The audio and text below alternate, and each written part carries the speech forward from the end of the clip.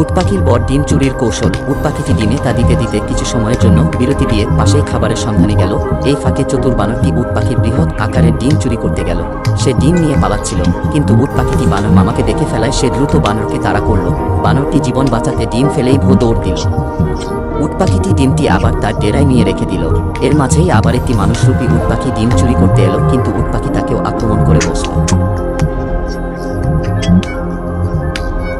উট পাখির তীক্ষ্ণ ধারালো নখের আঘাত মারাত্মক, যা মৃত্যুর কারণ হতে পারে। লোকটি তার ছদ্ম আবরণ ফেলে দ্রুত পালাতে লাগলো, কিন্তু মাঝে সে উট পাখিকে প্রতিরোধ করতে চেষ্টা করে। উট পাখিটি উট পাখিরূপী মানুষটিকে দেখে অবাক হয়ে যায়। ইতোমধ্যে উট পাখির ডিম ফুটে সুন্দর উট পাখির ছানা বের হচ্ছে। উট পাখি নিত্যেই পানিতে একটু গোসল করতে গেছে। এই সময়ে উট পাখির একটি ডিম হতে বাচ্চা বের হয়ে হাঁটতে শুরু করেছে, কিন্তু একটি দুষ্টু হায়না উট পাখির ছানা খেতে এলো।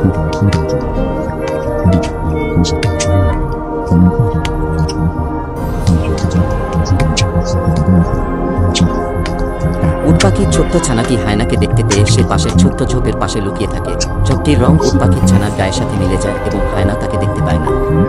এর মধ্যেই মা উট পাখিটি হায়নাকে দেখতে পেয়ে দ্রুত তার বাসায় চলে আসে এবং হায়নাকে তাড়িয়ে দেয়। হায়নাটি উট পাখিটির নখের আক্রমণের ভয়ে দ্রুত পালিয়ে যায়।